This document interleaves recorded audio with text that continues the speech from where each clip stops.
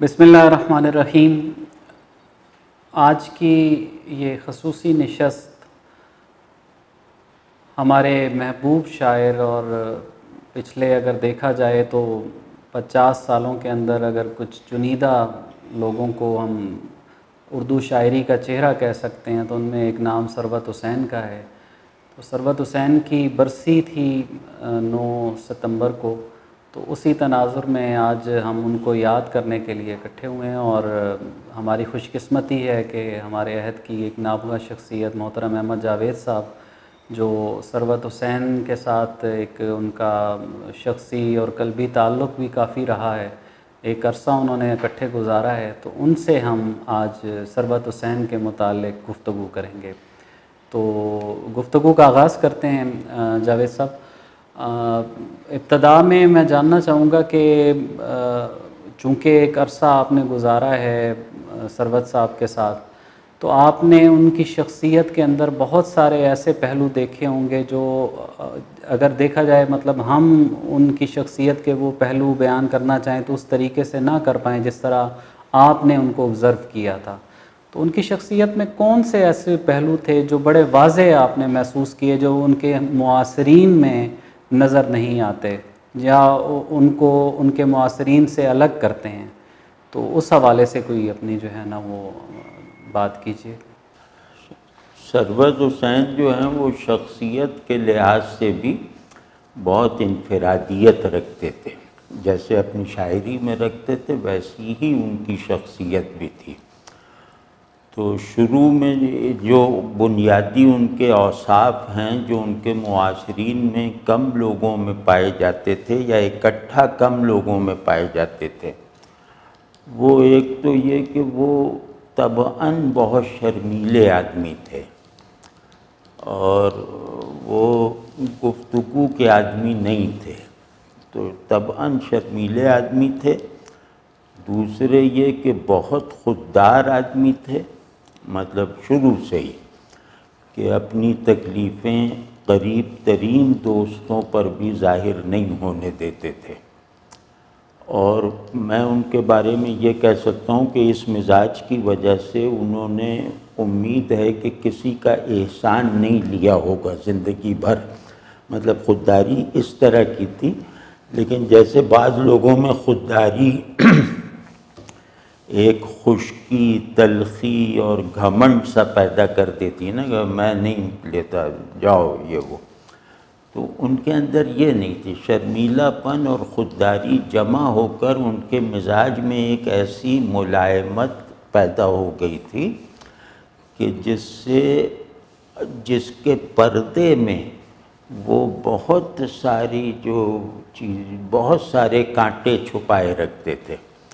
اور تیسرا جو ان کا وصف تھا وہ بہت فرما بردار بیٹے تھے اپنے والدین کے، اور بہت محبت کرنے والے بھائی تھے، لیکن مزاج میں جھجک کی وجہ سے وہ اپنی محبت کا اظہار نہیں کر پاتے تھے، اور وہ اظہار نہ کر پانے کی ایک وجہ تو ان کے اندر ایک جھجک سی تھی اور خودداری بھی تھی، اور دوسری وجہ یہ تھی کہ وہ کیونکہ بڑوں کی خدمت جن کاموں کے ذریعے سے کی جاتی تھی وہ کام وہ کر نہیں سکتے تھے، تو ان دونوں چیزوں کے، ان دونوں لوازم کے نہ ہونے کے باوجود ان کے والدین، ان کے بھائی بہن سب سے زیادہ انہیں محبوب رکھتے تھے۔ اور چوتھی بات یہ کہ وہ ہر وقت سیکھنے کی لگن میں رہتے تھے شروع سے ہی، کہ مطلب کبھی لغات اس نظر سے دیکھ رہے ہیں کہ لفظ کا استعمال آ جائے، کبھی فارسی فرہنگیں دیکھتے تھے کہ نئی ترکیبیں ہاتھ آ جائیں، اور کلاسیکل شعراء کا انہوں نے اپنے ہم عصروں میں شاید زیادہ مطالعہ کیا تھا، تو اس میں جو ہے وہ کئی پہلوؤں سے وہ شاعروں کا مطالعہ کرتے تھے، پرانے شاعروں کا، بڑے شاعروں کا۔ تو اس میں ایک ان کا مفاد یہ ہوتا تھا کہ لفظ کو اس کی گہرائیوں میں کیسے باندھا جائے، گہرائیوں کے ساتھ کیسے باندھا جائے، اور زیادہ ان کا مطلب ان کو جو لگن تھی لفظ سے تعلق میں، وہ یہ کہ لفظ کو مفہوم کی بجائے پریزنس کیسے بنایا جائے۔ تو یعنی وہ لفظ کے جمالیاتی مصرف پر جتنی توجہ دیتے تھے اپنی شاعری میں بھی، اتنا ہی وہ لفظ کے جمالیاتی مظاہر جو بڑے شاعروں کے آئے ہیں ان سے فیضیاب ہوتے تھے۔ اور تیسرا ان کا یہ تھا کہ وہ ہر پرانے شاعر میں کچھ ایسے اشعار منتخب کر لاتے تھے جن کو جدید شعر بھی کہا جا سکتا تھا۔ تو یہ مجھے اس وقت عجیب سا لگتا تھا کہ کوئی شعر ولی کا اٹھا لائے کہ آج کا شاعر کہے گا تو یہی کہے گا، لیکن پھر اندازہ ہوا کہ نہیں، یہ اس طرح اپنے آپ کو ایک جیسے ایک بڑی معاصرت میں رکھتے ہیں۔ یہ تمام بڑے شاعروں کے ساتھ حالت ہم عصری میں رہنا چاہتے ہیں، تو اس وجہ سے اپنا بیسک مزاج اور کلاسیکل شعراء کے بڑے محاسن، ان کے درمیان کوئی نہ کوئی پل بناتے رہتے تھے، اور وہ اپنی تمام جدت کی، جدیدیت ان میں نہیں تھی، وہ تمام اپنی ندرت اور جدت کی سند حاصل کرتے تھے پرانے شاعروں کے یہاں سے۔ اسی وجہ سے ان کی شاعری، خیر جب شاعری بات ہوگی تو دیکھیں گے کہ وہ لفظ کو مطلب نئے شاعروں میں، اس زمانے میں موجود شاعروں میں لفظ پر اتنی تحقیق کا عمل یا تو سینئر لوگوں میں مجید امجد صاحب کرتے تھے اور ہمارے ساتھ والوں میں ثروت حسین کرتے تھے۔ پھر ان کا ایک اور مزاج تھا کہ وہ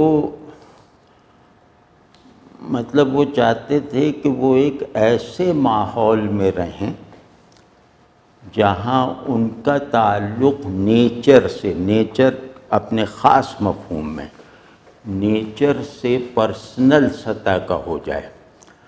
تو جیسے پیڑ کے نیچے جا کے بیٹھ گئے، کبھی کسی منظر پہ آنکھیں گاڑ لیں، مطلب نیچر کے جو معروف یا دستیاب آبجیکٹس ہیں ان کے ساتھ وہ ایک مراقباتی تعلق رکھتے تھے، اور انہیں آدمیوں سے زیادہ یہ درختوں اور چڑیوں وغیرہ سے دلچسپی تھی۔ اور اس کا یہ جو سبب ہے نیچر سے ان کے تعلق میں ایسی مطلب باقاعدہ مراقباتی تعلق، میں نے صحیح کہا، تو اس میں ان کے ذہن میں یہ تھا کہ میں ایک وجودی وحدت کا حصہ بن جاؤں جو نیچر میں جاری و ساری ہے، انسانوں میں کرپٹ ہو گئی ہے، انسان میں اور وہ بن کے رہ گئے، اور پیڑوں میں من و تو کا رشتہ نہیں ہے۔ تو اب یہ لفظ میں اپنے استعمال کر رہا ہوں، لیکن بہرحال ان کے مزاج کی ترجمانی کر رہا ہوں۔ تو وہ ان سے ایک ہم وجودی کی حالت میں رہتے تھے، اور جیسے ایک آدمی کو ہوتا ہے نا، نیچر سے تعلق رکھنے والا آدمی موت کو پسند کرتا ہے، جو پیڑوں سے تعلق نبھاتا ہے، جو آپ کے تعلق کا جواب نہیں دے سکتے، تو آپ جواب بھی ان کی طرف سے خود دیتے ہیں۔ تو ایسے آدمی کے نزدیک جو ہے نا وہ تضادات نہیں رہتے، جو ایکسٹریم اپوزٹس ہیں نا زندگی کے، ذہن کے، وہ اس کے اندر حل ہو جاتے ہیں۔ وہ حل ہونے کی ایک صورت یہ تھی کہ ان کے یہاں زندگی اور موت متضاد چیزیں نہیں تھیں۔ پھر نیچر سے اس طرح کے تعلق کی وجہ سے ان کے اندر ایک تجسس ہمیشہ سے رہا، مطلب اس میں ان کا کوئی ہم عصر میرے علم کے حد تک ان کے برابر کیا مطلب اس راستے پر ہی نہیں ہے۔ وہ جو تجسس پیدا ہو گیا تھا مطلب وہ ہے جو آ گیا، جو دکھائی دے گیا، جو ہے وہ اسے بیوٹیفائی کرتے تھے اس کی فارم سے نکال کر۔ یہ ثروت کی شاعری سمجھنے کی کنجی ہے یہ بات، لیکن میں شخصیت کا بتا رہا ہوں۔ تو وہ جو چیز نظر آ رہی ہے وہ اس کے اندیکھے پن کو ایکسپیرینس کرنا چاہتے تھے، وہ اس سے گزرنا چاہتے تھے، اور وہ جیسے ہر وقت حالت سفر میں رہے نا، آدمی اپنے اندر کی سیر میں رہے، تو وہ ہر وقت چلتے رہتے تھے اپنے اندر ہی اندر۔ تو اپنے اندر ہی اندر چلنے کی عادت کی وجہ سے وہ باہر کی حرکت کم کرتے تھے، باہر کی نقل و حرکت انہیں اچھی نہیں لگتی تھی۔ تو اب اس میں جو ہے یہ جو موت کا تھیم ہے، یہ ثروت کی شخصیت کی تشکیل میں بہت بنیادی حیثیت رکھتا ہے۔ جو لوگ ثروت کو نوجوانی سے جانتے ہیں وہ بارہا یہ باتیں دیکھتے تھے، سنتے تھے کہ یہ موت کے بارے میں جیسے بہت موت کو کوئی ایسا تجربہ سمجھتے ہیں جس سے گزرے بغیر زندگی بیکار ہے۔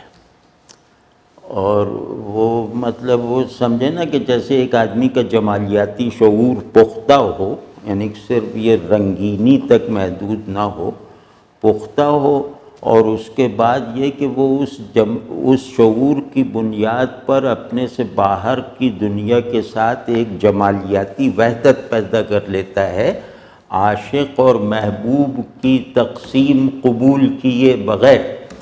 یہ ثروت کی شاعری کو سمجھنے کا دوسرا نقطہ ہے کہ وہ محبت کا ایک دائرہ بن گیا جس میں وہ بھی ایک عنصر ہیں اور دیگر جو چیزیں اس دائرے میں آتی ہیں دائرہ جمال میں، تو وہ سب ایک دوسرے میں ضم ہو رہے ہیں، کیونکہ محبت کا تقاضا یہ ہوتا ہے کہ میں تو میں ضم ہو جاؤں، تو وہ من و تو کا ایک باہمی ادغام دکھاتے تھے محبت کے اس جوہر سے۔ تو ان کا تو نیچر تھی، ٹھیک ہے نا۔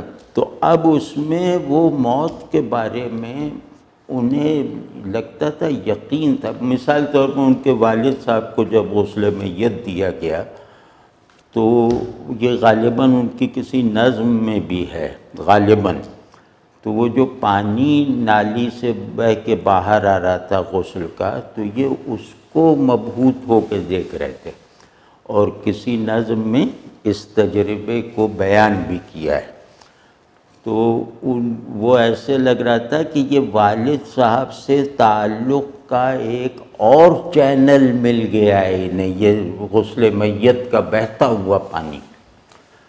تو اور ویسے بھی مطلب ان کو لگتا تھا کہ موت کی تمنا کے بغیر زندگی کا حق ادا نہیں ہو سکتا۔ تو یہ جیسے ان کی پوری شخصیت تھی کہ وہ ہر وقت ہونے اور نہ ہونے میں فیصلہ کرتے تھے، کہ مطلب میں نے کسی اپنے دوست میں یہ بات نہیں دیکھی کہ وہ ہر وقت ہوتا بھی رہتا تھا اور نہ ہونے کے عمل میں بھی رہتا تھا۔ وہ اپنے کسی اظہار کو یک طرفہ نہیں رہنے دیتے تھے۔ تو یہ بہت ان شخصیت اور شاعری دونوں میں ان کے، اور ان کی شخصیت اور ان کی شاعری میں زیادہ فرق نہیں ہے۔ فرق آخری عمر کی جو ان کی شاعری ہے، اس وقت وہ دوسرے ثروت حسین بن گئے تھے، اس سے پہلے کی میں بات کر رہا ہوں۔ تو تیسرا یہ کہ وہ چوتھا یہ تھا کہ وہ اپنے دوستوں کو مشہور کرانے، مقبول بنانے کی ہم وقت کوشش میں لگے رہتے تھے۔ مطلب ان کی جیسے لگتا تھا کہ وہ اپنی قیمت پہ کسی کو اچھا شاعر بنانے پہ تیار تھے، بشرطے کہ وہ ان کا دوست ہو۔ مثال طور پہ وہ کسی کو لے گئے، یہ واقعہ ہے تو کسی کو لے گئے، اس زمانے میں ان کے سرپرست کی حیثیت رکھتے تھے پروفیسر اخلاق اختر حمیدی صاحب، وہ جامعہ ملیہ میں پڑھاتے تھے۔ تو وہاں ان کے گھر ایک شاعر کو، نوجوان شاعر کو لے گئے، کہا کہ سر ان کی غزلیں سنیے۔ تو اس شاعر نے غزل سنائی تو حمیدی صاحب نے ایسے پتہ نہیں کس اس میں کہہ دیا کہ سروت یہ تو تم سے بھی اچھا شاعر ہے۔ تو اب وہ جو شاعر تھا وہ تو یہ سن کے بھول گیا، یہ باہر نکل کے کم از کم ہفتہ 10 دن سب کو بتاتے رہے، جیسے وہ حمیدی صاحب کا کہنا سند ہے اور یہ اسے نقل کر رہے ہیں۔ تو اس طرح کی باتیں آپ جانتے ہیں کہ شاعروں میں ایک چیز ہوتی ہے کہ وہ زندگی میں آپ کو اپنے سے آگے بڑھتا دیکھنے پہ راضی ہوں گے، لیکن مرتبے میں نہیں۔ تو وہ ثروت میں بالکل نہیں تھی، اور نہ انہیں تعریف وغیرہ، یعنی کہ وہ تحسین ناشناس سے چڑھتے تھے اور سکوت سخن شناس کی تلاش میں رہتے تھے۔ تو پھر بہت مؤدب تھے بڑوں کے آگے، جو بھی عمر میں بڑا ہے اس کے آگے بہت مؤدب تھے، اور کیونکہ ہمارا ساتھ غریبی میں رہا ہے سارا وقت، جتنے بھی برس ہیں وہ سب غریبی اور ایک بوہیمینزم میں رہے ہیں۔ تو میں تو کسی سے کہتا تھا کرایہ تم دے دو، چائے تم پلا دو، لیکن وہ کبھی نہیں، کسی سے بھی نہیں، مطلب میں ان کا شاید پہلا دوست تھا ادبی حلقے میں سن 67 سے۔ تو مجھے نہیں معلوم کہ ان کے مسائل کیا تھے، وہ کن کن تکلیفوں سے گزرتے رہتے تھے۔ تو اگر مجھے نہیں معلوم نا تو پھر کسی کو بھی نہیں معلوم۔ تو یہ مطلب ان کی شخصیت کے، اور وہ تنہائی پسند تھے۔ تنہائی پسند تو نہیں، ہاں تنہائی پسندی تھی، اور وہ یہ جو مجمع وغیرہ میں جانے سے گھبراتے تھے، اور اسی وجہ سے وہ اس زمانے کے رواج کے مطابق کسی ادبی بیٹھک کا مستقل حصہ نہیں رہے۔ بس کسی سے ملنے چلے گئے تو چلے گئے، لیکن ویسے نہیں۔ یہ جیسے منتشر سی باتیں ہیں۔ احمد جو ہے سب میں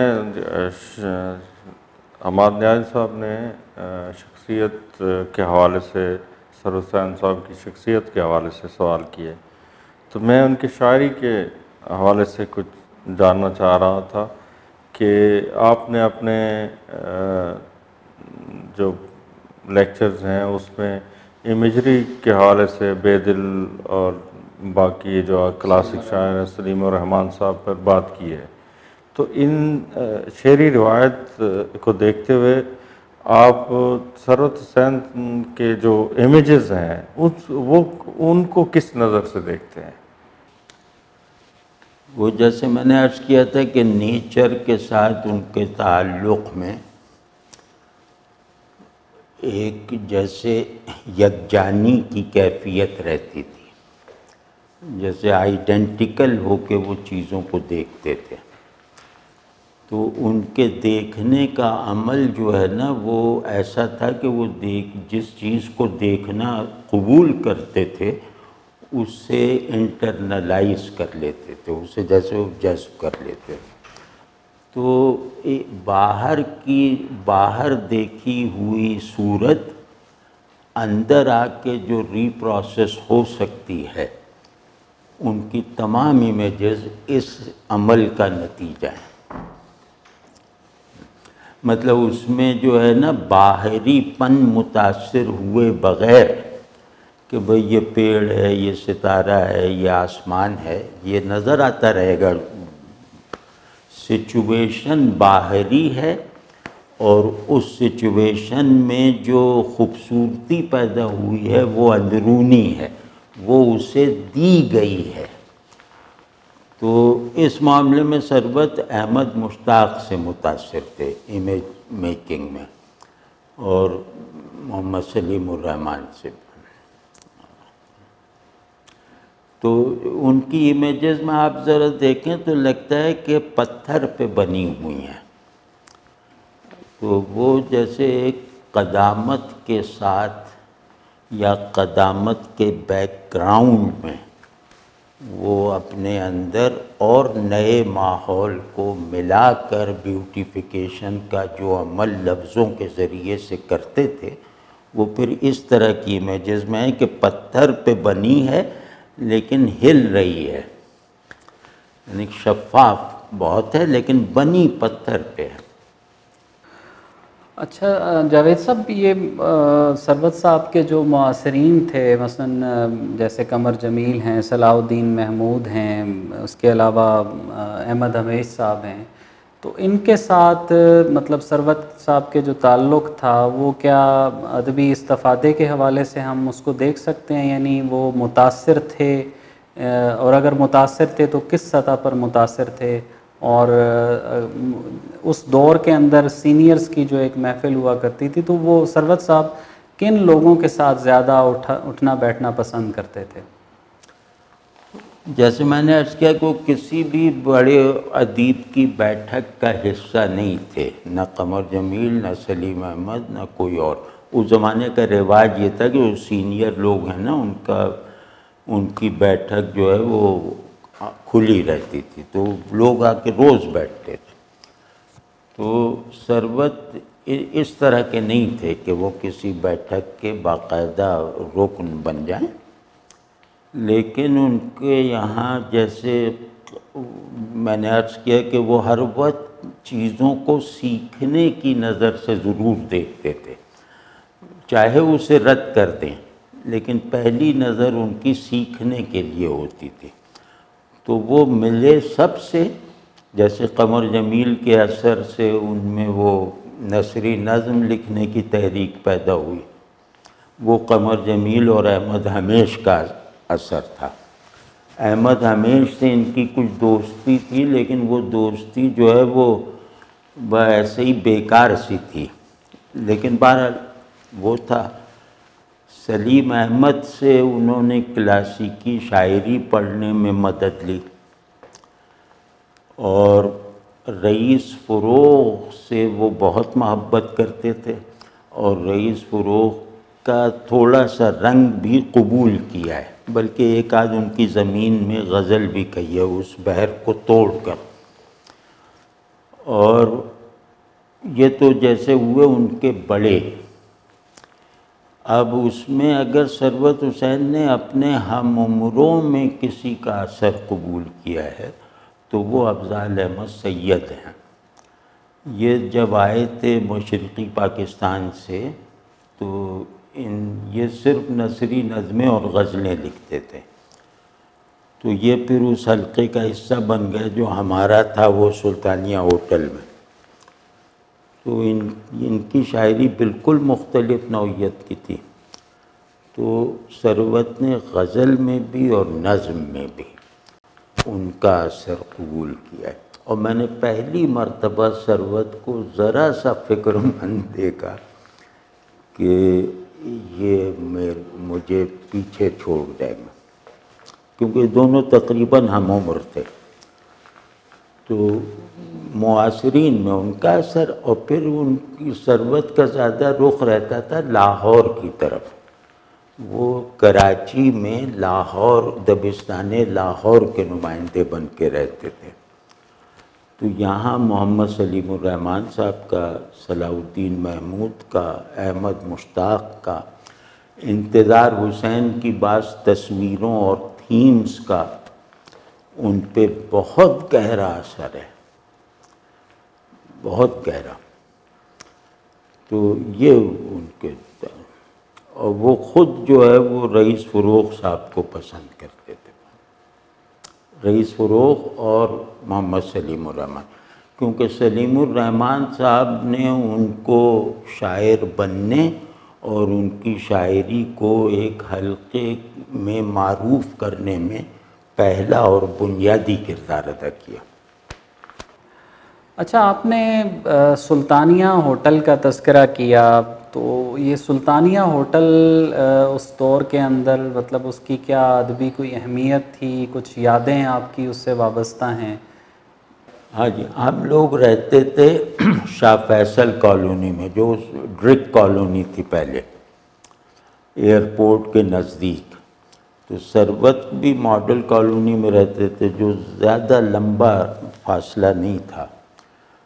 تو سلطانیہ ہوٹل شاہ فیصل کالونی کے مین بازار میں تھا، اور جیسے اتنا ہی بڑا تھا جتنا یہ کمرہ ہے، ایک نیچے اور ایک اوپر. تو وہ جو اس کے مالک تھے وہ پیارے صاحب کہلاتے تھے. مجھے ان کا اصلی نام آج بھی یاد نہیں، مطلب مجھے کبھی پتہ ہی نہیں چلا کہ ان کا اصلی نام کیا ہے. پیارے میاں کو دیکھنا گویا گوتم بدھ کو دیکھنے کا عمل تھا. وہ ان کا چہرہ گول سا، معصوم، بچوں کی طرح معصوم، اور ولیوں کی طرح میچور، اور عارفوں کی طرح شانت. یہ تین چیزیں اس چہرے میں جمع تھیں. تو میں ان کے پاس، میں کیونکہ وہیں رہتا تھا، تو وہ مجھے دیکھتے تھے. وہاں شاعر ادیب بیٹھا کرتے تھے، مختار حیات صاحب اور سرشار صدیقی صاحب، اس طرح. تو میں جب جانے لگا تو وہ مجھ پہ بہت مہربان ہو گئے. اب یہ واقعہ ہے جیسے 68 کا، 69 کا. تو بہت مہربان ہو گئے، اور میں کیونکہ بالکل غریبی کے دن تھے، میں وہ سلنڈر ڈھو کے ادھر ادھر پھرتا تھا معاش کے لیے. تو انہوں نے مجھے دیکھا اور کہا کہ بھئی تم ناشتہ کر کے جایا کرو. ان کے ہوٹل کے سامنے سے گزرتا تھا نا، تو وہاں انہوں نے ناشتہ کروانا شروع کیا. پھر کہا کہ بھئی تم یہاں آیا کرو، کوئی حساب کتاب نہیں ہے. میں کہا نہیں حساب کتاب تو. بہرحال اس طرح کر کے انہوں نے کبھی مجھ سے حساب نہیں لیا، کبھی مانگنے پہ بھی نہیں.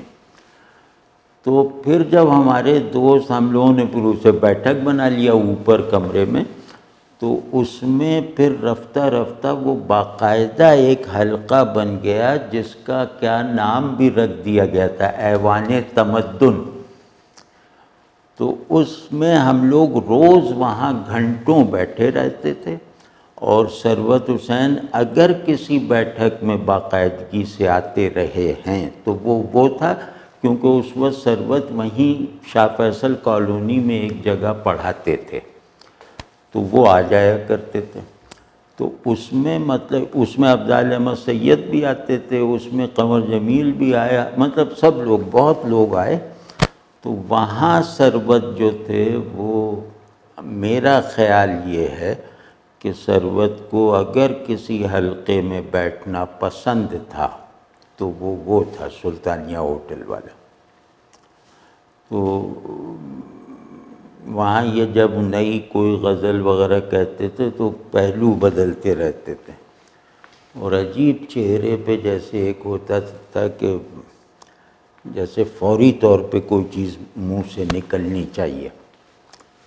تو پھر ہم لوگ سمجھ جاتے تھے. پھر کچھ تنگ کرنے کے لیے کچھ دیر کچھ ان سے بات نہیں کرتے تھے، اور وہ پہلو بدلتے رہتے تھے. غزل سنانے کو کوئی کہے تو سنائیں گے وہ. پھر ان کو، اور ہاں ایک بات میں عرض کر دوں کہ ثروت کے ہم عصروں میں، ان کے ہم عمروں میں، ثروت واحد آدمی تھے جن کو ہر ایک اچھا شاعر مانتا تھا. ورنہ دوسروں پہ کوئی اچھا مانتا تھا، کوئی نہیں مانتا تھا. لیکن ثروت ہمارے دوستوں میں واحد آدمی تھے جنہوں نے شاید کبھی یہ نہیں سنا ہوگا کہ تم اچھے شاعر نہیں ہو. ہر آدمی، سلیم احمد بھی کہیں گے اچھا ہے، قمر جمیل بھی کہیں گے، پروفیسر ممتاز حسین نے بھی سنی تو انہوں کا بہت عمدہ. اور سب کو ان سے بہت آگے جانے کی امیدیں تھیں. یہ بھی میں نے نہیں دیکھا اپنے ہم عصروں میں کسی اور کے یہاں. ثروت حسین نے پر چھاپ لگی ہوئی ہے اساطیر کی، اساطیری شاعر کی. تو یہ اساطیر کو ثروت حسین نے بطور تحریک اپنایا یا یہ ان کا اپنا شعری نظام تھا؟ تو اس کی وضاحت آپ کر دیں۔ اس کا جواب بڑا دلچسپ ہے۔ یہ ہے افضال احمد سید کا اثر، کیونکہ ان کے یہاں وہ بانو شہر اور پتہ نہیں اس طرح کے بڑے خیمہ اور یہ سب لفظ آتے تھے بہت، تو یہ ان کا اثر ہے۔ اس سے پہلے اساطیر یا وہ قرطبہ اور پتہ نہیں کیا کیا وہ سب نہیں تھا، تو وہ ان کا اثر ہے، باقی کسی تحریک وغیرہ کا نہیں۔ اور ان کے اندر ایک ایسی مطلب خصوصیت تھی ثروت کے اندر کہ وہ کسی بھی پرسپیکٹو کو اگر قبول کر لیتے تھے تو اس کو جو ہے نا اپنے اندر رچا بسا لیتے تھے، پھر اس پرسپیکٹو سے بھی اگر کلام کرتے تھے تو وہ نیچرل محسوس ہوتا تھا، وہ مصنوعی نہیں لگتا تھا، وہ نظریاتی نہیں لگتا تھا۔ تو انہوں نے اس طرح کئی لوگوں، سلیم الرحمن صاحب سے امیجری، وہ کیا نام ہے احمد مشتاق کے یہاں سے جیسے ایک تازگی والا اظہار، فریشنس، اور اس طرح کئی لوگوں سے چیزیں عکس کی ہیں۔ اور مطلب یہ مجھے یوں معلوم ہے کہ ہم اس پہ بات کرتے رہے ہیں، تو لیکن ہر چیز کو جیسے وہ اپنا لیتے تھے، وہ ہر چیز کو قبول کرتے ہی اس پہ ثروت حسین کی مہر لگا دیتے تھے۔ یہ ان میں ایک مطلب پوزیشن، وہ کہیں بھی فکس نہیں تھے، وہ ایک جگہ سے دوسری جگہ پہنچتے تھے، وہ جگہ اجنبی بھی ہوتی تھی تو اس کو بھی سجا لیتے تھے۔ یہ ان کا مزاج تھا، اور علمی آدمی نہیں تھے وہ، فکری آدمی نہیں تھے، یا نقادوں والا ذہن ان کا نہیں تھا، تو ان کے لیے بس جینا مرنا شاعری تھی، اور شاعری کے لیے درکار وہ ایک کازمک نظام کی تلاش میں رہتے تھے، جو ان کے رخصت ہو جانے کی وجہ سے یا ان کے کچھ غلط فیصلوں کی وجہ سے ممکن نہ ہوا۔ وہ ایک جمالیاتی کازمالوجی بنانے کی صلاحیت بھی رکھتے تھے، لیکن بس افسوس۔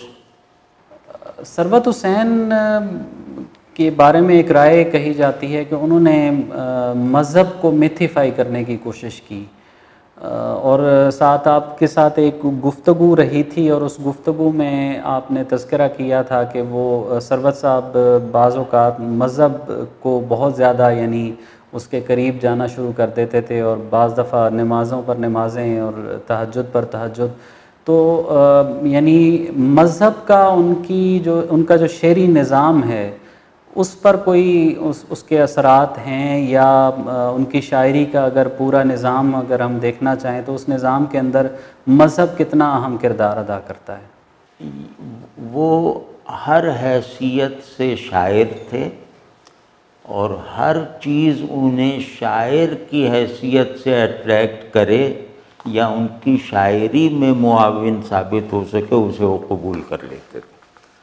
تو نماز کے بارے میں بھی ان کا تصور تھا کہ اس سے سبلائم ایکسپیرینسز حاصل ہوتے ہیں، تو وہ جب تک ہوتے رہے وہ پڑھتے رہے، جب نہیں ہوا تو چھوڑ دیا۔ اللہ بھی ان کے لیے ایک موضوع تھا کہ میں دیکھوں کہ اس میں جمال اپنی ساری حقیقت کے ساتھ کیسے کیسے جمائے، تو وہ ہر چیز کو ایکسپیرینس کرنا چاہتے تھے، اور ایک پینٹر کی نگاہ سے ایکسپیرینس کرنا چاہتے تھے۔ ان کے یہاں آپ دیکھتے ہیں نا کہ گہرے احساسات نہیں ہیں، وہ جیسے چیزوں کو تصویر بنانے میں بنا کر جیسے فارغ ہو جاتے ہیں، وہ تصویر جو ہے وہ اپنے الفاظ میں اپنے پس منظر سے معنی پیدا کرتی ہے، شاعر کا دیا ہوا مفہوم اس میں نہیں ہوتا۔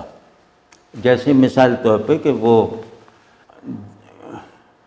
کھلنا کم کم کلی نے سیکھا ہے اس کی آنکھوں کی نیم خوابی سے، پہلی نظر میں یہ ایک رسمی سا بیان ہے، پھر دوسری بار اگر یاد آ جائے تو پھر یہ کوئی تصویر ہے، ایک شخصی سی تصویر ہے ایک عاشق اور ایک محبوب کے درمیان۔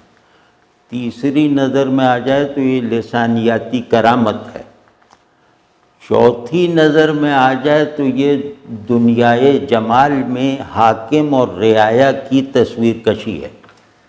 یہ جو سطحیں ہوتی تھیں نا کلاسیکل شعرا میں، تو وہ خیر وہ کسی شاعر کو ہم یہ نہیں کہہ سکتے کہ یہ فکری کیوں نہیں ہے اور انٹلیکچول کیوں نہیں، یہ نہیں، لیکن ویسے ہی اس بات کو سمجھنے کے لیے، کیونکہ اس وجہ سے ثروت کی طرف سنجیدہ کام اس وجہ سے نہیں ہو پایا کہ لوگ ان کے امتیازات کا لحاظ نہیں رکھتے اور ان سے بعض مرتبہ کچھ ایسے مطالبات کرتے ہیں جن کو پورا کرنے کی طرف وہ مائل ہی نہیں تھے، جن کو وہ قبول ہی نہیں کرتے۔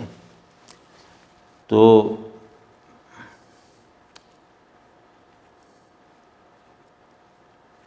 وہ میں مجموعی بات عرض کروں گا ان کی شاعری پہ، لیکن یہ کہ وہ امیج پہ جو ہے، امیج ان کی خوبصورت ہیں اور اپنے ہم عصروں میں سب سے خوبصورتی ان کے یہاں ہے، اور لفظ پر ان کی قدرت بھی اپنے ہم عصروں سے زیادہ ہے۔ پھر وہ اپنی امیجز تجریدی انداز سے نہیں بیان کرتے، اس میں ایک وہ پاکیزگی اور تقدس اور ایک ذرا سی ٹرانسینڈنس پیدا کیے رکھنا چاہتے ہیں، تو اس کے لیے وہ کیریکٹرز اپنی امیج کے وہی لیتے ہیں جن کے بارے میں ہمارا احترام اور تقدیس کا رویہ پہلے سے ہے۔ تو وہ اس کو جو وہ ان کے اندر جو فن تھا نا، وہ ایک مقدس چیز کی تقدیس کو بیوٹیفائی کر کے دکھا دینا، یہ بڑی بات تھی۔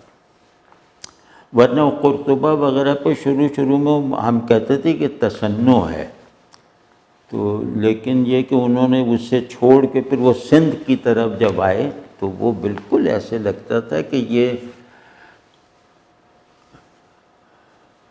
یہ بڑی چیز کو جسے بڑا مانا گیا، اس کی بڑائی ماننے کے عمل میں جو جمالیاتی نقص رہ گیا تھا وہ سرور حسین دور کرتے ہیں یا دور کرنے کی کوشش کرتے ہیں۔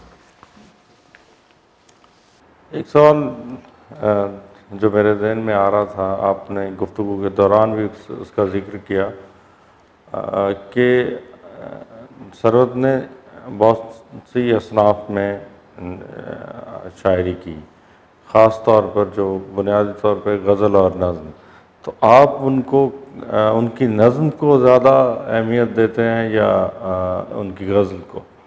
تو اس بارے میں کچھ بتائیے۔ اچھا، ثروت حسین ان چند شاعروں ہی میں ہیں مطلب جن کی دونوں چیزیں برابر ہیں، اور کوئی آدمی اپنے ذوق کے مطابق نظم کو ترجیح دے دے تو وہ بھی غلط نہیں لگتا، کوئی غزل کو فوقیت دے دے تو وہ بھی برا نہیں لگتا۔ تو ثروت کا جو وہ ہنر ہے نا، وہ ان کے ہر اظہار میں ہے۔ مطلب ان کی کچھ وہ شذرات بھی تھے جو انہوں نے لکھے تھے نثر میں، تو وہ بھی ایسے ہی تھے۔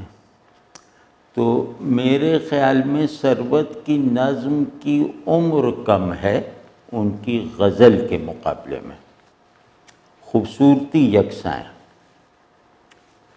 وہ عمر کیونکہ وہ چیزوں کو بہت، وہ جیسے آسمان کو اپنے گھر کی چھت بنا لیتے تھے، تو وہ جو آسمان سے وابستہ تاریخ اور اس کا آسمان کا اپنا دوام جو ہے وہ جیسے ٹیمپورلائز ہو جاتا ہے۔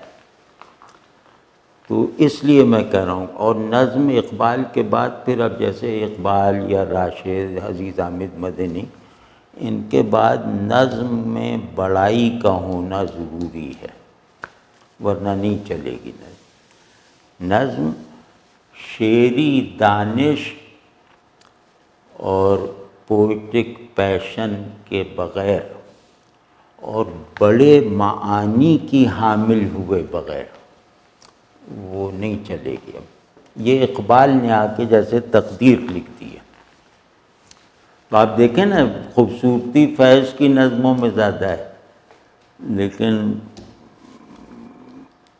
طویل عمری راشد کی نظموں کو حاصل۔ میں آپ سے پوچھنا چاہ رہا تھا کہ نئے قاری کے لیے جو ثروت کو پڑھ رہا ہے، جس نے روایت بھی نہیں پڑھی اور اس پہ ابھی اتنا اس کو شاعری پر دسترس نہیں ہے، اتنی اس کی مطالعہ نہیں ہے، وہ اگر ثروت کو پہلی بار پڑھے گا تو کوئی ایسی کنجی، کوئی ایسا ہمارے پاس ہے کہ وہ ثروت حسین کی شاعری تک پہنچ سکے، آسان طریقے سے کوئی اگر آپ بتا سکیں نئے لوگوں کے لیے؟ ایک خوشگوار کلرفل پیورٹی،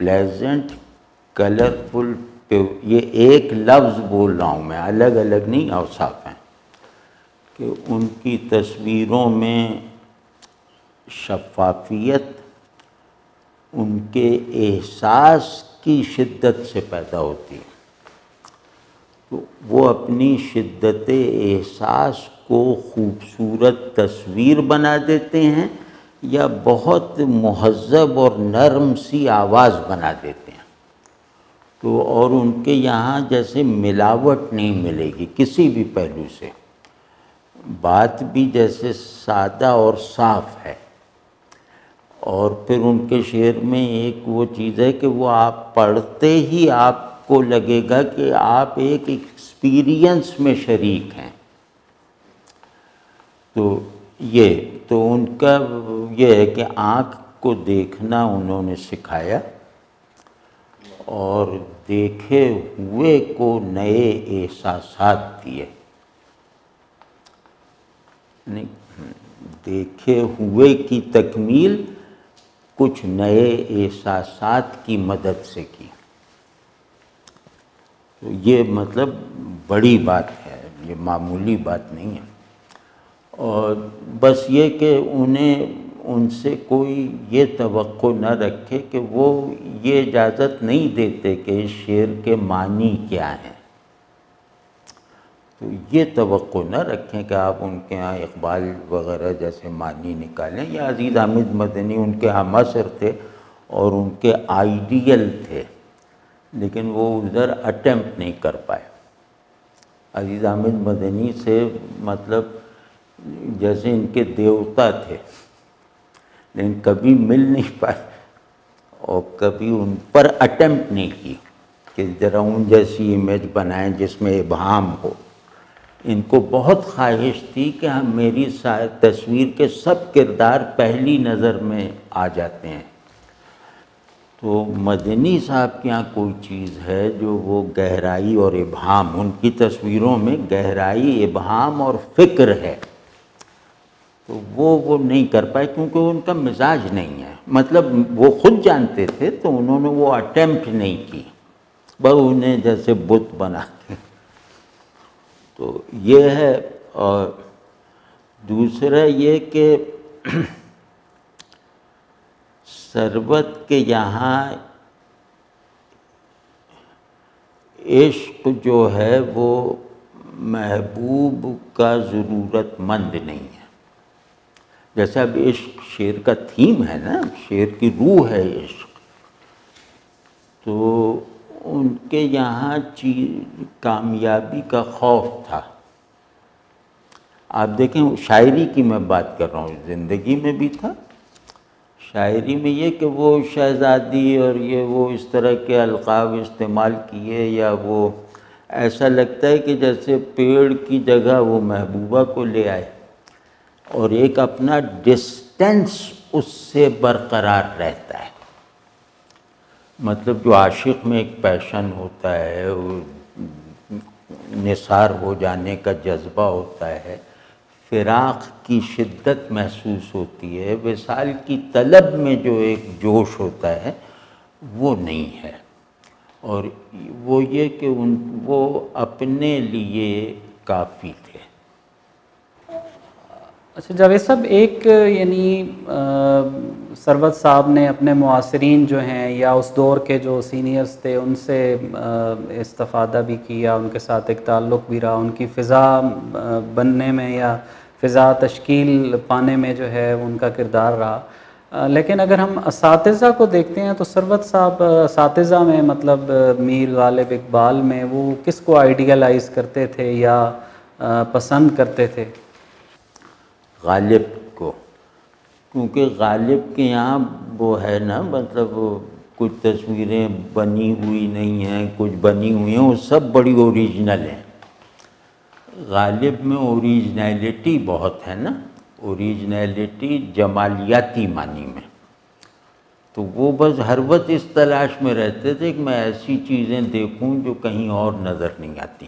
ان کو اوریجنلٹی کی بھی بہت زیادہ خواہش تھی، اور انڈیویجول، ظاہر ہے نوجوانی میں جو شاعر ہوگا وہ اسے چاہیے ہوتا ہے کہ میں اپنا جواز ثابت کروں، تو غالب کا ان پہ اثر تھا۔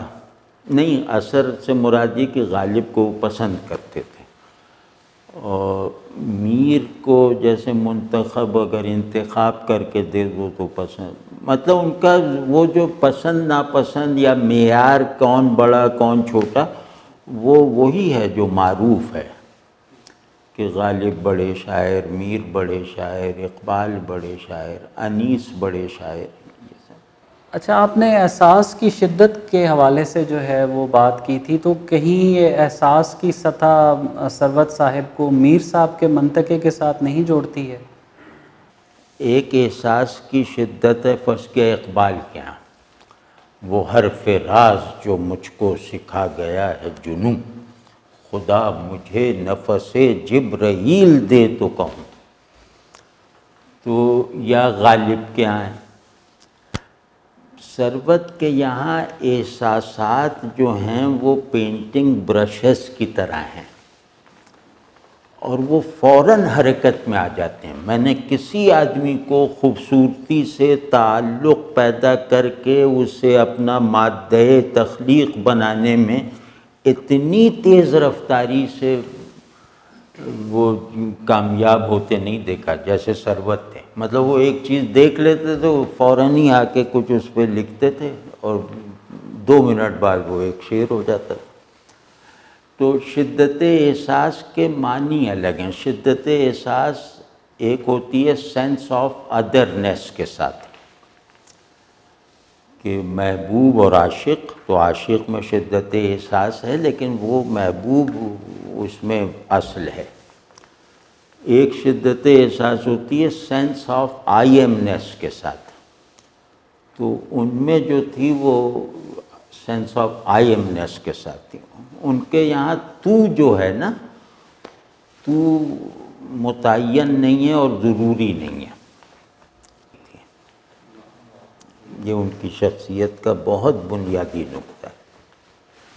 شاعری کے حوالے سے کہ احمد جاوید صاحب، آپ نے کسی لیکچر میں جمالیات کی ایک ڈیفینیشن دی کہ جمالیات جو ہے وہ سائنس آف پریزنس، ہاں، اور پھر اس کی آپ نے کچھ اقسام بھی بتائیں کہ ایک جسے کہنا چاہیے کہ تخیل محض کی جمالیات ہے، ایک تشبیہ کی جمالیات ہے۔ تو ثروت حسین کی شاعری کو آپ کس زمرے میں رکھیں گے جمالیات کے، جو آپ نے ڈیفائن کی ہے اس کے پہلے ایک لیکچر میں؟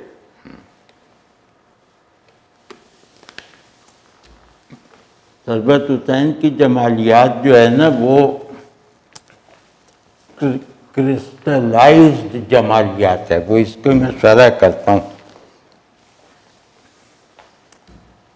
بعض بہت بڑے جمالیاتی مناظر بنانے والے لوگ ہیں، ابھی ہم جمالیات کو امیج سے جوڑ کے کہہ رہے ہیں تاکہ بات آسانی سے واضح ہو۔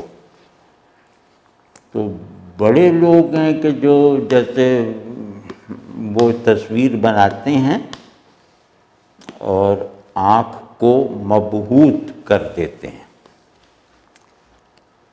لیکن کچھ شعراء ایسے ہوتے ہیں جو آنکھ کو بھی منظر کا حصہ بنا دیتے ہیں۔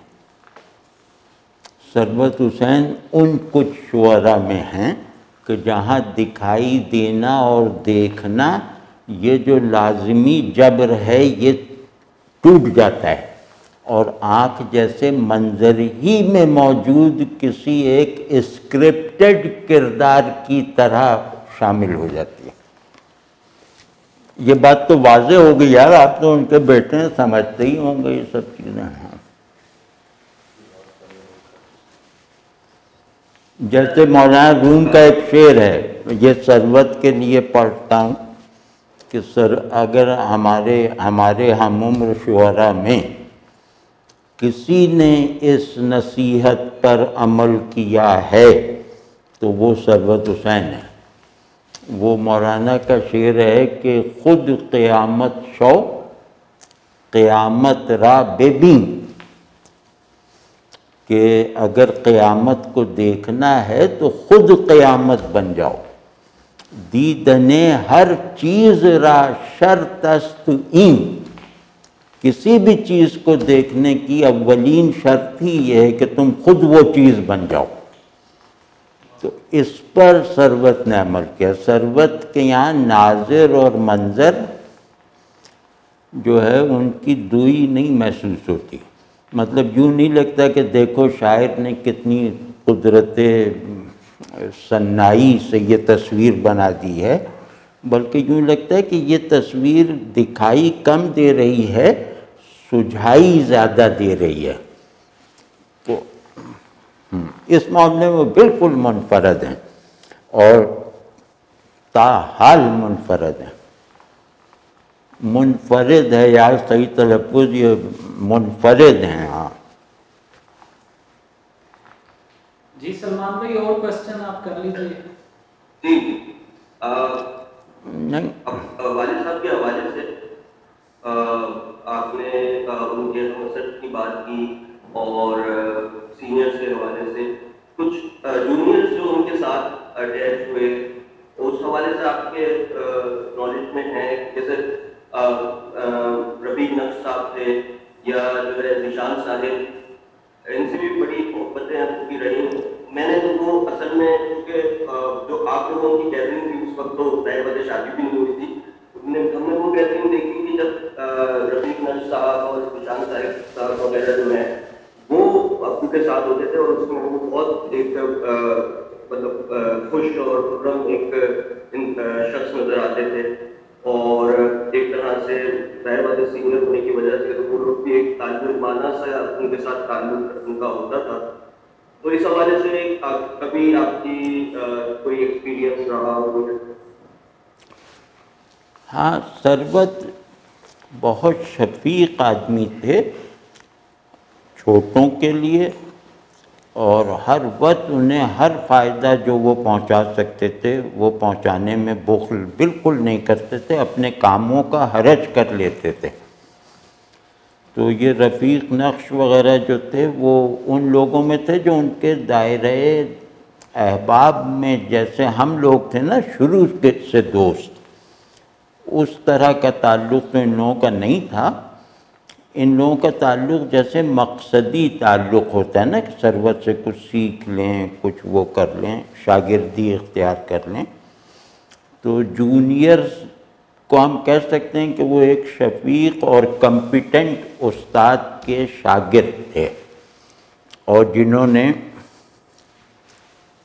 ان کو بہت سارے بعد میں جب وہ سندھ میں تھے تو بہت سارے مسائل سے، مطلب جو ان کے اندر کے بحران تھے ان کی رفتار کم کر دی۔ لیکن یہ کہ سینئر جونیئر، اصل میں ہم لوگوں کی عمریں اس وقت ایسی تھیں نا کہ وہ کچھ سینئر کا پتہ تھا، جونیئر تو ہم ہی تھے، ہم سے جونیئر کون ہوگا۔ تو پھر وہ جب بڑے ہو گئے، ثروت جب اسٹیبلشڈ شاعر ہو گئے، استاد بھی ہو گئے مطلب کالج میں، تو اس کے بعد ان کا جو حلقہ بنا نا وہ مشترک نہیں تھا ہمارے ساتھ، وہ ان کا ایک الگ حلقہ تھا، ہمارا ان سے ایک الگ تعلق تھا۔ تو ان کے ساتھ گزرے ہوئے کچھ واقعات مجھے نہیں معلوم کہ جو رفیق نقش صاحب بتا سکتے ہیں وہ میرے علم میں نہیں ہے۔ اور پھر یہ کہ یہ سربت کی جو سندھ والی زندگی ہے وہ ہمارے لیے نامعلوم سی ہے۔ تو ایک سوال میں پوچھتا چلوں کہ ایک سربت حسین وہ ہیں جب ان کا سندھ میں ٹرانسفر نہیں ہوا لاڑکانہ میں، اور ایک سربت حسین جو ہے وہ اس کے بعد کے ہیں۔ آپ کی بات میں کتنی ملاقاتیں ہوئی اور آپ نے اس کو کتنا مختلف پایا؟ ہاں یہ بہت اچھا، میں تو یہ بلکہ کسی سے کہہ رہا تھا کہ سربت حسین دو ہیں، تو وہی سندھ جانے سے پہلے اور سندھ جانے کے بعد۔ سندھ جانے کے بعد وہ تھوڑا سا ہم لوگوں کے لیے بھی اجنبی سے ہو گئے تھے، مطلب انہوں نے ہمیں اجنبی نہیں بنایا لیکن انہیں دیکھتے ہوئے یاد نہیں آتا تھا کہ ہم نے ان کو پہلے بھی دیکھا ہوا ہے، مطلب اتنے زیادہ مختلف ہو گئے تھے۔ اصل میں سربت کا یہ تھا کہ وہ جہاں بھی جاتے تھے وہاں اپنا کینوس اور برش لے کے جاتے تھے، تو وہ اس زمین کے اس کلچر کے تمام مظاہر کو جیسے ایک نیا اظہار دیتے تھے۔ تو سندھ گئے تو وہاں ان کی وہ اصناف بھی اختیار کر لیں، وہ وائی اور یہ سب، اور وہ جو ان کے سمبلز ہیں ان کو بھی استعمال کرنا شروع کر دیا۔ تو وہ بہت کامیابی سے، خوبصورتی سے، لیکن کنسسٹنسی نہیں تھی، کیونکہ کچھ دن بعد وہ ان سب چیزوں اس ارد گرد سے ہی بیزار ہو گئے، تو پھر وہ اپنے اندر جھانک جھانک کے کچھ چیزیں پینٹ کرتے رہے۔ لیکن میرے خیال میں سندھ جانے کے بعد ان کی شاعری میں عروج نہیں آیا، جو اگر وہ کراچی میں رہتے نا اپنے ماحول میں، اپنے دوستوں میں، تو سربت پہ آج مطلب آج سربت پہ گفتگو اسی طرح کی ہوتی جیسے کسی بہت اہم اور بڑے شاعر پہ ہوتی ہے۔ تو سندھ میں جانے سے انہوں نے مطلب ان کا تخلیقی وفور کم ہو گیا، پھر انہوں نے کرنا یہ شروع کیا کہ وہ چیزوں سے اپنی کریٹو وہ ارج جو ہے وہ چیزوں کی مدد سے بیدار کرنے لگے، وہ چیزوں کو پرانے سربت حسین کی طرح ایک تصرف کے ساتھ دیکھنے کی طاقت اس میں کمزور ہو گئے تھے۔ اس کے اور بھی اسباب ہیں، لیکن شاعری میں اگر ہم کہیں تو شاعری ہو یا شخصیت ہو دونوں الگ الگ ہیں، اور سندھ جانے کے بعد والی شاعری میں تھوڑا سا جیسے اوپری پن سا ہے، اور وہ اوپری پن اس سے بھی ظاہر ہوتا ہے کہ سربت نے جو بھی چیز شروع کی تھی وہ ان کے ہم اثروں نے اختیار کی، لیکن ان کا یہ جو اجتہاد تھا یا یہ جو فیز تھا ان کی شاعری کا، جو کلچر سے شعر کو جوڑنا، کلچر کی جمالیاتی سکت کو اس کے معروف سمبلز میں ری پروسیس کر کے امیج بنانا، یہ وہ مطلب وہ اتنا اس طرح نہیں تھا۔ تو وہ لگتا ہے کہ وہ ان سے بھی نہیں، کیونکہ وہ ایک لا تعلقی اور بیزاری سے بار بار اپنے تعلق کو نکالنا چاہتے تھے، اپنی حصے تعلق کو، لیکن وہ لا تعلقی اتنی مسلط ہو گئی تھی کہ اس وجہ سے وہ ادھر نہیں کر سکے کام، اور وہ رنگ ان کا کسی نے قبول نہیں کیا۔ یہ خلاف مطلب اس زمانے کے رواج کے خلاف ہے۔ میری سربت سے پہلی ملاقات اس وقت ہوئی جب میں 9ویں جماعت میں پڑھتا تھا، اور شعر شاعری کا شوق رکھتا تھا. تو وہاں رائٹرز گلڈ میں ایک جلسہ ہوا تھا، وہاں یہ مجھے ملے. میں ہوٹنگ کوئی کر رہا تھا تو یہ آئے اور ملے، اور اس کے بعد جو ہے بس دوست بن گئے فوراً ہی. مطلب اس زمانے میں اتنا مطلب آدمی جو ہے نا وہ اپنے آپ کو بتکلف یاد کرتا تھا. مجھے اچھی طرح معلوم ہے کہ مجھے اپنا نام کئی دن بعد لینے کی نوبت آتی تھی. تو آدمی اپنے سے ایک فاصلہ رکھتا تھا. یہ طبیعت اس زمانے میں یہ تھی لوگوں کی. تو وہ اس میں یہ ہوتا تھا کہ دوستی کا فیصلہ فوراً ہو جاتا تھا. تو جو آدمی خود سے فاصلے پہ ہے تو وہ آپ کی طرف تیزی سے لپکے گا، اور جو آدمی اپنی پنجرے میں ہے وہ آپ کی طرف پہنچنے میں دیر لگاتا ہے نا. تو وہ دوستی ایسی ہو گئی کہ یہ مجھے گھر چھوڑنے گئے بہت دور، پھر وہاں سے میں انہیں چھوڑنے گیا، پھر رات ان کے گھر رہا.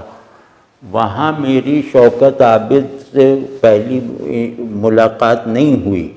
اس کے بعد شوکت عابد میرے بالکل ہم عمر ہیں، 1 سال ہے ولادت کا.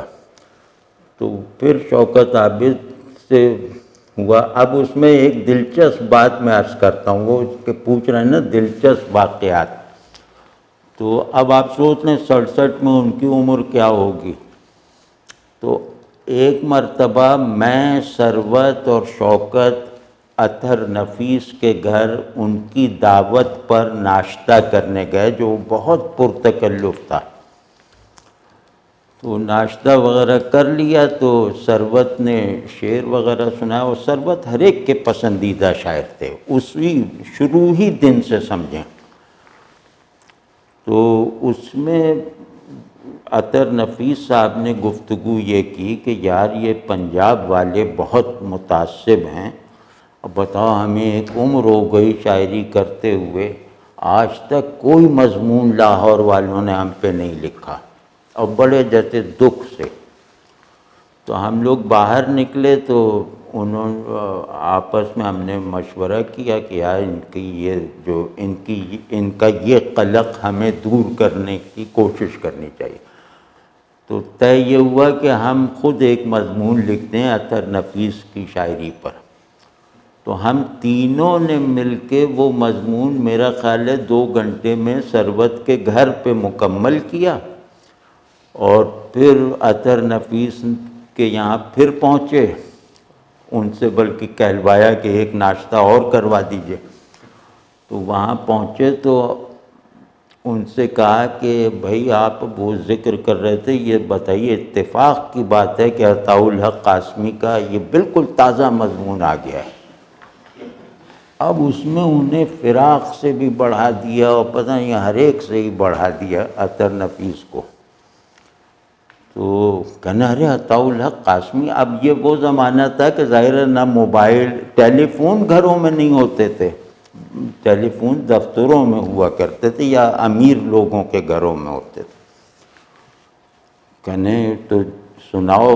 تو میں کیونکہ سنانے کی پریکٹس رکھتا تھا، میرے استاد مجھ سے سنتے تھے کتابیں مضامین وغیرہ. تو وہ میں نے پوری صداکاری کے ساتھ انہیں سنایا. اور بعض جگہ مجھے یاد ہے کہ تعریف میں کچھ کمی تھی تو وہیں خود ہی سے بڑھا دیتا تھا پڑھتے ہوئے. تو وہ رونے لگے، وہ سنتے جا رہے تھے اور روتے جا رہے تھے. کہیں یار بڑی بدگمانی میں نے کی، ایسا مضمون کراچی میں کس نے مجھ پہ لکھا ہے. تو اور کیا صاحب نظر آدمی ہے، اس کا کیا ذوق ہوگا، اور یہ تو بڑا نقاد کوئی ہوگا. اب اس وقت عطاء الحق قاسمی کوئی زیادہ معروف نہیں تھے. تو اب ہمیں انہوں نے کہا کہ عطاء الحق قاسمی کا بھائی پتہ اب دو مجھے تاکہ میں خط لکھوں شکریہ کا. تو میں نے ان سے کہا کہ جناب وہ ایک بہت بڑے شیخ کے صاحبزادے اور جانشین ہیں، وہ اس بات پہ برا مان جائیں گے. کہنا اچھا روحانی شخصیت ہیں؟ کہا بہت روح. اب یہ عطر نفیس کو ان کی موت تک نہیں پتہ چلا کہ یہ مضمون کس نے لکھا ہے۔ تو اسی طرح ثروت نے ایک زمانے میں کہہ دیا کہ مجھے تو خرکار لے گئے تھے اٹھا کے اور سمندر میں اور پتہ نہیں کہاں کہاں گھماتے پھراتے رہے۔ تو اس پر میں نے ایک مسدس لکھا تھا جو کوئی 10-12 بند کا تھا، تو کہ سمندر میں ان کا نا مجھے کھڑا رکھتے تھے اور پاؤں گل گئے اور پتہ نہیں کیا کیا کہانیاں وہ۔ تو ساحل کی سب بندشوں کو موجے بیتاب لے گیا، ساحل کی نرم ریت بھی سیلاب لے گیا، اور کیا کروٹ زمین نے لی تو فلک کانپتا رہا، ثروت بھی اندرون ٹرک کانپتا رہا۔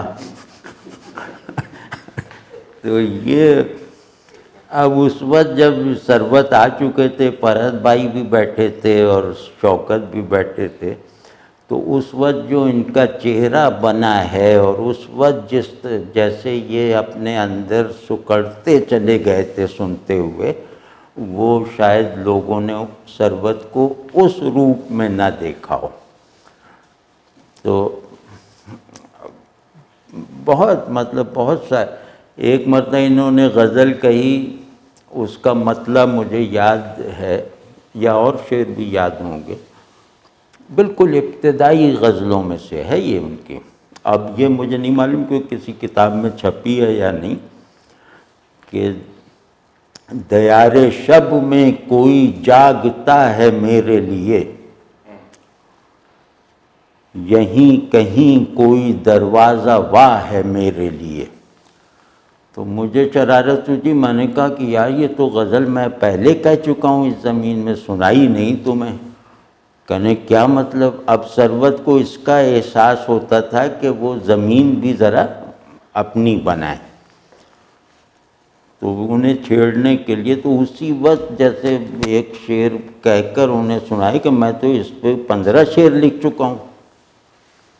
تو کہنے کیا مطلب؟ میں نے کہا ہاں یہ تو 1 مہینے پہلے لکھی۔ تو وہ سنایا میں نے انہیں مطلب، وہ مطلب ہی یاد ہے کہ پس افق کوئی دروازہ واہ ہے میرے لیے، وہ آسماں کی طرح جاگتا ہے میرے لیے۔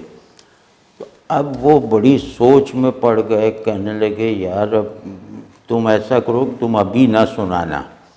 میں کہا نہیں میں نے تو ایثار کر دیا ہے تمہارے لیے، چھوڑو، تمہارا مطلب تو کوئی شے نہیں ہے اور یہ وہ۔ اب آپ دیکھیے یہ ثروت حسین اپنے لڑکپن میں کیا تھے، انہوں نے، ہم تو ان سے شرارت کر کے چلے آئے، انہوں نے کراچی میں ایک ایک جاننے والے کو یہ واقعہ سنایا، اور مطلب یہ کہ میری تعریف میں کہا کہ دوست ہو تو ایسا ہو۔ تو اب مطلب میں نے بھی اس کی تردید نہیں کی، تو مطلب مزے سے میں بھی رہا وہ بھی رہے۔ یہ سب جو چیزیں تھیں نا جس میں آدمیت بہت مصنوعی طور پہ پالشڈ نہیں ہوتی لیکن جیسے خالص ہوتی ہے، تو ثروت اصل میں اس خالص مادہ آدمیت کے بنے ہوئے تھے، لیکن انہیں ماحول اس کی نشو و نما کا نہ مل سکا، اور ہم نے ایک بڑے شاعر ہی کو نہیں، ایک بڑی شخصیت کو ضائع کرنے کا بھی جرم کیا ہے، اور مطلب ثروت کے ساتھ جو بھی پیش آیا ہے اس میں ان کی ذمہ داری نہ ہونے کے برابر ہے۔ احمد صاحب، ہر شاعر کا ایک خوشی اور دکھ تو شاعری میں ساتھ ساتھ چلتے ہیں۔ آپ کے نزدیک بطور دوست اور ایک نقاد کے بھی، ہم عصر کے بھی، ثروت کا سب سے بڑا دکھ کیا تھا؟ وہ اپنی خواہش کو مکمل نہیں ہونے دیتے تھے، یہ بہت بڑا ان کے ساتھ دکھ کا معاملہ تھا۔ مطلب وہ شدید خواہش کو تکمیل کے قریب پہنچتے ہوئے دل سے کھرچ دیتے تھے. تو جس کو ہم کہہ رہے تھے انہیں کامیابی کا خوف سا تھا. تو یہ ان کا سب سے بڑا دکھ تھا کہ خواہش میں شدت بھی ہے، صداقت بھی ہے، لیکن جب اس خواہش کو تکمیل تک پہنچانے کے جیسے ہی اسباب ان کے ہاتھ میں آتے ہیں تو وہ اس سے دستبردار ہو جاتے ہیں. تو آدمی اپنی طلب سے منحرف ہو جائے، اس سے یعنی مطلوب قابل رسائی بن چکا ہے، اس وقت میں اپنی طلب صادق کو دل سے نکال دوں. یہ ان کی شخصیت میں یہ دکھ زیادہ بڑے ہوتے ہیں جن کا سبب خارج میں نہیں ہوتا، جو آپ کے اندر ہی آپ کے مرکز میں ہوتے ہیں. تو ثروت کا مرکز جو ہے وہ جو ثروت کی شخصیت کا ٹریجک سبسٹنس ہے وہ یہ ہے. لیکن انہوں نے اپنے اس سبسٹنس کو اظہار نہیں دیا. یہ ہم ان سے کہتے رہتے تھے کہ یا تم اس کو ذرا دکھاؤ، کچھ وہ کرو. وہ اس کو جیسے اپنا راز سمجھتے تھے. اچھا ایک بات میں اور بتا دوں کہ ان کی شخصیت میں کچھ ایسے خلاقانہ عناصر تھے، کریٹیو، کہ اگر وہ اظہار پا جاتے ثروت کے قلم سے تو ایک بالکل نئی طرح کی شاعری اردو میں پیدا ہو جاتی، بالکل. لیکن وہ اپنے اظہار سے ڈرتے تھے. وہ اپنا اظہار جتنا بھی ممکن ہوتا ہے اشیاء میں کرتے تھے.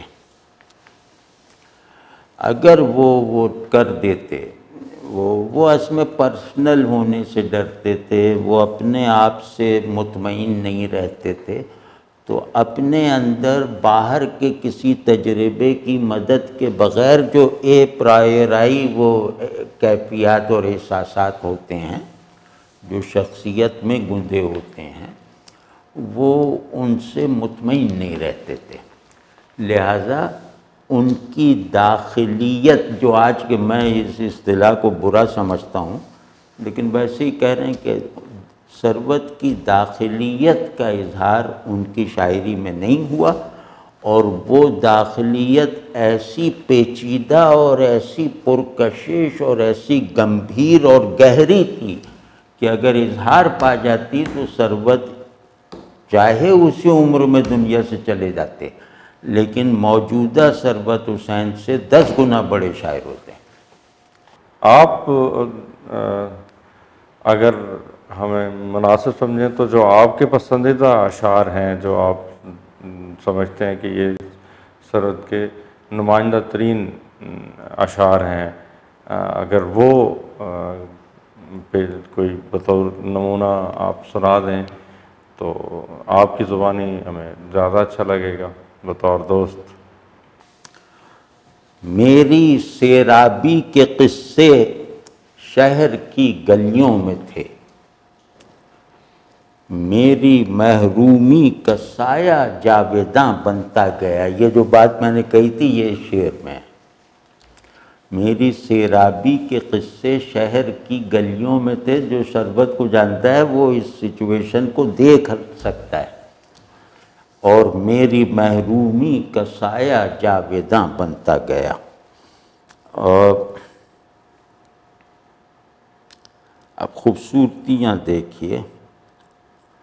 وہ میرے سامنے ملبوس کیا بدلنے لگا. اب یہ دیکھیں نا، اس میں بالکل خیالی سی بات ہے، کوئی ملبوس بدلے گا عاشق کے سامنے؟ تو یہاں یہ محبوب نہیں ہے، یہاں یہ ایک حسن کا پرکشش مظہر ہے. وہ میرے سامنے ملبوس کیا بدلنے لگا، نگار خانہ ابر و ہوا بدلنے لگا.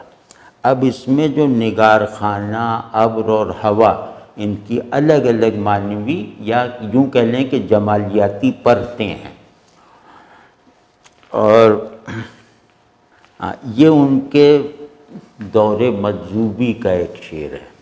اچھا ہاں، ان کی شخصیت میں ایک توازن پیدا کرنے کے لیے ایک تخیل سا تھا کہ میں جیسے اللہ کا بھیجا ہوا ہوں کوئی، یا میرے پاس حقیقت آ جاتی ہے، اس طرح کے وہ مطلب وہ ان کے دور مرض میں۔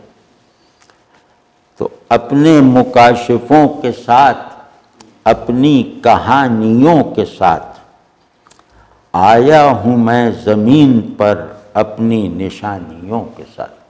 یہ شعر مجھے یاد ہے، جب انہوں نے سنایا میں نے کہا یار یہ تو غلام احمد کو دے دیتے تو دیوان وہ تو، لیکن کتنے حسن اظہار دیکھیے، قسم اس آگ اور پانی کی، موت اچھی ہے بس جوانی کی۔ یہ صرف شعر نہیں ہے، یہ ان کا پورا وہ منصوبہ حیات ہے یہ، اور یہ جوانی ہی کا شعر ہے۔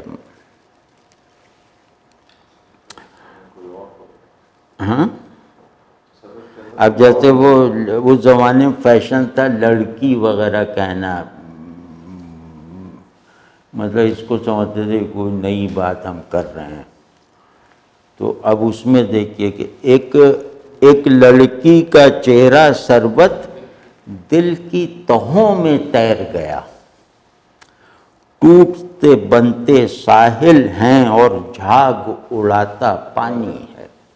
اب آپ نے دیکھا کہ اس پورے منظر کو، وہ چہرے کو، اس کی بایولوجیکل کشش کا انکار کرتے ہوئے اسے ایک باہر موجود منظر میں بدل دیا۔ اس کو کہتے ہیں خواہش کی تکمیل سے ڈرنا۔